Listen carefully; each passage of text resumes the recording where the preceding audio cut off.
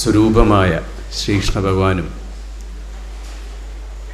ജഗദ്ഗുരു ശങ്കര ഭഗവത്പാദർക്കും നമ്മുടെ പരമ്പരയ്ക്കും എൻ്റെ പ്രണാമം. വേദിയിൽ നമ്മുടെ അധ്യക്ഷനായിട്ടുള്ള സുധാകർ ബാബുജി, അതുപോലെ മീന ബഹൻജി, സെൽവൻജി, തുടർന്ന് മറ്റ് വിശിഷ്ട വ്യക്തിത്വങ്ങളെ, എൻ്റെ സഹോദരന്മാരെ, എല്ലാവർക്കും എൻ്റെ വിനീതമായ നമസ്കാരം. വളരെ വിശേഷപ്പെട്ട ഒരു സമയമാണ്. അവിടെ ഭഗവാന്റെ മുന്നിൽ ഇവിടെ നിന്ന് രണ്ട് വാക്ക് നമുക്ക് സംസാരിക്കാൻ കഴിയാമെന്ന് പറയുന്നത് തന്നെ വളരെ പൂർവ്വജന്മ പുണ്യമായിട്ട് വേണം നമുക്ക് കരുതാൻ. തീർച്ചയായിട്ടും ഭഗവാന്റെ പാതാരബന്ധങ്ങളിൽ എൻ്റെ സാഷ്ടാംഗ നമസ്കാരം. ഒരു സമൂഹത്തെ മുന്നോട്ട് നയിക്കുന്നതിൽ ഇതുപോലെയുള്ള പ്രവർത്തനങ്ങൾ, ഈ പറയുന്ന ഭാഗവത സത്രം പോലെയുള്ള പ്രവർത്തനങ്ങളുടെ പ്രസക്തി അതിവിശേഷമാണെന്ന് പറയുക.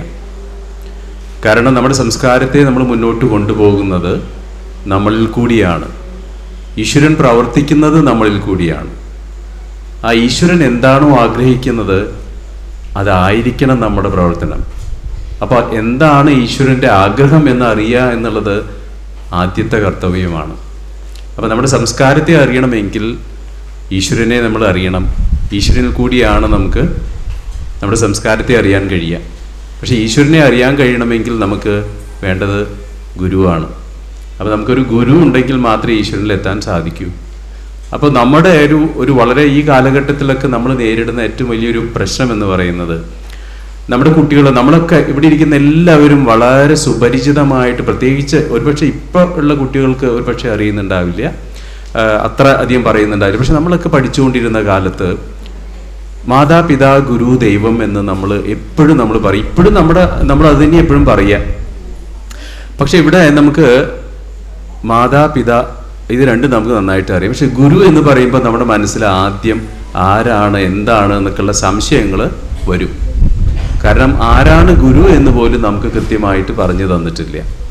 അതിനുശേഷം 4ാമത്തെ സ്ഥാനമാണ് ഈശ്വരന് കൊടുത്തത്. അപ്പോൾ ഗുരുവിന് കൊടുക്കേണ്ട സ്ഥാനം നമ്മൾ കൊടുത്തിട്ടില്ല. നമ്മുടെ സമാജം അത് കൊടുത്തിട്ടില്ല എന്നുള്ളതിൻ്റെ വളരെ വലിയൊരു കുറവ് തീർച്ചയായിട്ടും നമുക്കുണ്ട്. അപ്പോൾ നമ്മുടെ സംസ്കാരം നിലനിൽക്കുന്നത് ഈ 4 തൂണിലാണ്. മാതാപിതാ ഗുരു ദൈവം എന്ന് പറയുന്ന ഈ 4 തൂണിലാണ്. അപ്പോൾ നമുക്ക് ഇവിടെ ഗുരു ഇല്ലെങ്കിൽ എന്തായി, പിന്നെ 3 തൂണായി മാറിയല്ലേ. അപ്പോൾ 3 തൂണിൽ എങ്ങനെ ഒരു വീട് നിൽക്കുമോ? ചിലപ്പോൾ നിൽക്കാം, ഒരു ആട്ടുണ്ടെങ്കിലും ചിലപ്പോൾ നിൽക്കാം അല്ലേ. അപ്പോൾ നമ്മളൊരു കാര്യം മനസ്സിലാക്കേണ്ടതെന്ന് അറിയാം, നമ്മുടെ അച്ഛനമ്മമാർക്ക് ഗുരു ഉണ്ടായിരുന്നു എന്നാണ്. നമുക്ക് ഗുരു ഇല്ലെങ്കിൽ നമ്മുടെ അച്ഛനും അമ്മയ്ക്കും ഗുരു ഉണ്ടായിരുന്നു. അപ്പോൾ അച്ഛനും അമ്മയ്ക്കും ഗുരു ഇല്ലായിരുന്നു എങ്കിൽ നമ്മൾ മനസ്സിലാക്കേണ്ടത് ആ ഗുരുവിൻ്റെ ഒരു പരിരക്ഷ ഇല്ലാത്ത ഒരു മാതാവും പിതാവുമാണ് നമുക്കുണ്ടായിരുന്നത് എന്ന് സങ്കല്പിക്കുക. എന്ന് പറഞ്ഞാൽ പൂർണ്ണമായ അർത്ഥത്തിൽ അതിൻ്റെ മാതൃത്വം പിതൃത്വം ഒക്കെ അവർ നിർവഹിച്ചിട്ടുണ്ടോ എന്നുള്ളതാണ്. നമ്മൾ അവരെ ചോദ്യം ചെയ്യാനൊന്നും നമുക്ക് അർഹരല്ല. നമ്മുടെ അച്ഛനെയും അമ്മയെ വിലയിരുത്താനും നമ്മൾ ആരുമല്ല. പക്ഷെ അതിൽ കുറവുകൾ ഉണ്ടായാൽ ഈ പറയുന്ന 4 ഈ തൂണുകളിൽ 3 തൂണിനും ബലമില്ലാതെ വന്നു എന്നർത്ഥം. അപ്പോൾ നമ്മുടെ സംസ്കാരം പിന്നെ ദൈവത്തിനെ മാത്രം ആശ്രയിച്ച് നിൽക്കുന്ന ഒരു സംസ്കാരമായി മാറുന്നു എന്നുള്ളതാണ്. അപ്പോൾ നമ്മൾ തിരിച്ചു കൊണ്ടുവരേണ്ടത്, അല്ലെങ്കിൽ കൃത്യമായിട്ട് കൊണ്ടുവരേണ്ട ഒരു കാര്യം എന്താണെന്ന് വെച്ചാൽ, നമ്മുടെ ആ ഗുരുസങ്കല്പത്തെ കൃത്യമായിട്ട് നമുക്ക് വീണ്ടും ഉറപ്പിക്കാൻ നമുക്ക് കഴിയണം. നമ്മുടെ കുട്ടികളുടെ മനസ്സിലേക്ക് ഉറപ്പിക്കാൻ കഴിയണം. ഇനി ഞാൻ പ്രശ്നം പറയാം. എന്താണ് പ്രശ്നം? നമ്മുടെ പ്രശ്നം എന്താണെന്ന് വെച്ചാൽ, കേരളത്തിൽ നടക്കുന്ന ആത്മഹത്യകളുടെ കണക്കെടുക്കുക. ടോട്ടൽ ആത്മഹത്യകൾ നടക്കുന്നതിൽ, അതായത് ഹൈന്ദവ സമാജത്തിൽ നിന്നുള്ളവരുടെ മരിക്കുന്നത് എത്രയാണെന്ന് വെച്ചാൽ, അല്ലെങ്കിൽ സൂയിസൈഡ് ചെയ്യുന്നത് എത്രയാണെന്ന് വെച്ചാൽ ഏതാണ്ട് 80% വരും. കൃത്യമായിട്ട് പറഞ്ഞു കഴിഞ്ഞിട്ടുണ്ടെങ്കിൽ 79.1%.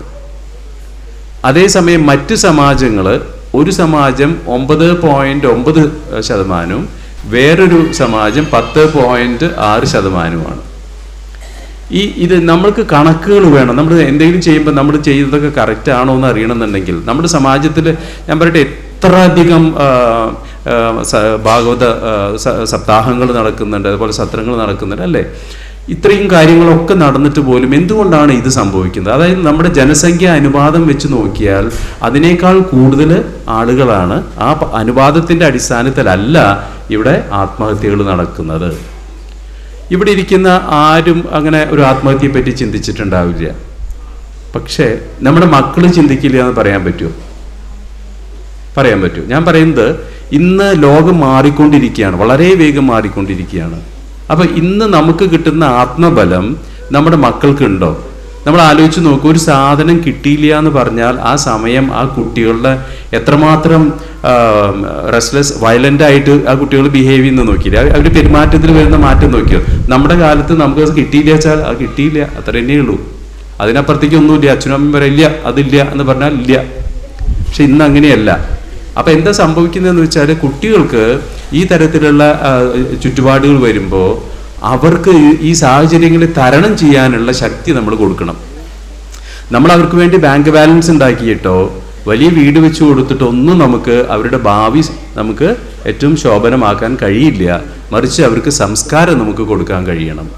എന്തുകൊണ്ടാണെന്ന് വെച്ചാൽ, മനോബലം കിട്ടണമെങ്കിൽ നമ്മുടെ സംസ്കാരത്തിൻ്റെ അടിസ്ഥാനം വേണം. ഇപ്പോൾ ഞങ്ങൾ ഇപ്പോൾ മീന ബഹൻ്റെ അടുത്ത് ഞങ്ങൾ സംസാരിക്കുകയായിരുന്നു. കാരണം എന്താണ് നമ്മുടെ അടിസ്ഥാനം? നമ്മുടെ തത്വബോധം നമ്മുടെ സംസ്കാരത്തിൽ എന്താണ് പറഞ്ഞിട്ടുള്ളത്, ആ ബോധം എന്താണ് എന്ന് നമ്മൾക്ക് കൃത്യമായിട്ട് അറിഞ്ഞാലല്ലേ നമ്മുടെ കുട്ടികൾക്ക് പറഞ്ഞു കൊടുക്കാൻ പറ്റൂ. നമ്മുടെ അച്ഛനമ്മമാർ നമുക്ക് ആലോചിച്ച് നോക്കൂ, ഒരു കാലഘട്ടത്തിൽ അവർ നമ്മുടെ അമ്മൂമ്മമാരെയൊക്കെ അവർ ചൊല്ലിത്തന്ന ആ നാമൊക്കെ തന്നെയല്ലേ ഇന്നും നമ്മുടെ മനസ്സിലുള്ളത്. അല്ലാതെ നമ്മളിപ്പോൾ പുതിയതായി പഠിച്ച നാമങ്ങളൊന്നുമല്ല. എന്ത് പറഞ്ഞാലും നമുക്ക് ആ നാമങ്ങളാണുള്ളത്. എന്താ കാര്യം എന്നറിയോ? അത് അവരുടെ ആത്മാവിനോട് ചേർത്ത് വെച്ച നാമങ്ങളാണ്. ആ നാമങ്ങളാണ് നമ്മുടെ ആത്മാവിനെ സ്പർശിച്ചിട്ടുള്ളത്. അതുകൊണ്ട് അത്രയും സ്പർശിച്ച വാക്കുകളായതുകൊണ്ടാണ് നമ്മുടെ ഉള്ളിൽ ഇന്നും അത് നിലനിൽക്കുന്നത്. അത് തെളിഞ്ഞു നിൽക്കുന്നത് അതുകൊണ്ടാണ്. നമ്മുടെ മക്കൾക്ക് നമുക്കത് കൊടുക്കാൻ കഴിയണ്ടേ? നമ്മൾ എങ്ങനെയാണ് കൊടുക്കുക? അവരെ എങ്ങനെയാണ് നമ്മുടെ ആ സംസ്കാരത്തിലേക്ക് നമ്മൾ കൊണ്ടുവരിക? അതിൻ്റെ ഒരു ചിന്ത നമുക്ക് വേണ്ടേ? ഞാനൊരു കാര്യം പറയാം. ഇന്ന് നമ്മൾ എന്തെങ്കിലുമൊക്കെ നല്ലത് അനുഭവിക്കുന്നുവെങ്കിൽ അത് നമ്മുടെ പൂർവികരായി നമുക്ക് തന്നതാണ്, അല്ലേ? അതായത് നാളത്തെ പൂർവികർ, അടുത്ത തലമുറ പൂർവികരെന്ന് വിളിക്കാൻ പോകുന്നത് ആരെയും നമ്മളെയല്ലേ? അപ്പൊ അവര് നാളെ പറയാൻ എൻ്റെ പൂർവികർ ചെയ്ത ആ പുണ്യം കൊണ്ടാണ് ഞാൻ ഇന്ന് ഇങ്ങനെയെന്ന് പറയണമെങ്കിൽ ഈ നാളത്തെ പൂർവികരായിട്ടുള്ള നമ്മൾ ഇന്ന് എന്തെങ്കിലും നല്ലതൊക്കെ ചെയ്യണ്ടേ? നമ്മൾ മക്കൾക്ക് വേണ്ടി ചെയ്യണ്ടേ? ആലോചിച്ച് നോക്കൂ. വെറുതെ എന്തെങ്കിലും ചെയ്യല്ല. അവരുടെ മനസ്സിന്റെ ഉള്ളിലേക്ക് ഇറങ്ങിച്ചെന്ന്, അവരുടെ ബോധത്തിലേക്ക് ഇറങ്ങിച്ചെന്ന് അവരെ നല്ല വഴികൾ കാണിച്ചു കൊടുക്കാൻ പറ്റുന്ന തരത്തിലുള്ള തത്വബോധത്തെ കൃത്യമായി മനസ്സിലാക്കി കൊടുക്കാൻ കഴിയുന്ന സനാതന ധർമ്മത്തിന്റെ എല്ലാ കാര്യങ്ങളെയും കൃത്യമായിട്ട് മനസ്സിലാക്കാൻ, പൂർണ്ണമായിട്ട് അല്ലെങ്കിലും ഏകദേശം എന്താണെന്ന് മനസ്സിലാക്കി കൊടുക്കാനെങ്കിലും നമുക്ക് കഴിയണമെന്നുള്ളതാണ്. ഏറ്റവും പരമോത്കൃഷ്ടവും നാശരഹിതവുമായിട്ടുള്ള പരബ്രഹ്മ സ്വരൂപത്തിന്റെ സൃഷ്ടിഭാവമാണ് മനുഷ്യജന്മം എന്ന് പറയുന്നത്. ഈ മനുഷ്യജന്മത്തിൽ ആ പരമമായ സത്യത്തിന്റെ അവിഭാജ്യ ഘടകമാണ് സമസ്ത ജീവജാലങ്ങളും. നമുക്ക് മതം എന്ന് പറഞ്ഞിട്ടുള്ള വേർതിരിവുകളില്ല. മനുഷ്യനെല്ലാം ഒന്നായിട്ട് തന്നെ നമ്മൾ കാണുന്നുള്ളൂ. നമ്മൾ അതിൽ വേർതിരിവുകളുടെ ആവശ്യമില്ല. സകല ജീവജാലങ്ങളെ നമ്മൾ ഒന്നായിട്ടാണ് കാണുന്നത്. അതോടൊപ്പം ഒരു കാര്യം നമ്മൾ മനസ്സിലാക്കേണ്ടത്, ആ ചിന്ത പങ്കുവെക്കുന്ന സംസ്കാരത്തെ നിലനിർത്താൻ നമ്മൾ എന്താണ് ചെയ്യേണ്ടത്? നമ്മൾ ആ സംസ്കാരത്തെ നിലനിർത്തിയാൽ മാത്രമേ ഈ ചിന്ത നിലനിൽക്കൂ.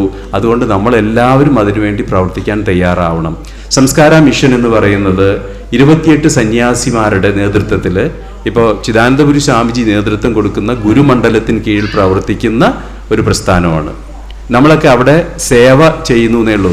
ചെയർമാൻ എന്നൊക്കെ ആലങ്കാരികമായിട്ട് വിളിക്കുന്നുവെങ്കിലും അതൊന്നും അല്ല കാര്യം. നമ്മളതിൽ നമുക്ക് ചെയ്യാൻ പറ്റുന്ന കാര്യങ്ങളും എത്രയും മനസ്സർപ്പിച്ചുകൊണ്ട് ചെയ്യാമെന്ന് മാത്രമേ ഉള്ളൂ. അല്ലാതെ അതിൻ്റെ ഭാഗമായിട്ട് ഇപ്പം നമ്മൾ ആദ്യത്തെ പദ്ധതി ചിങ്ങം 1-ാം തീയതി തുടങ്ങുന്ന ഒരു പദ്ധതിയുണ്ട്.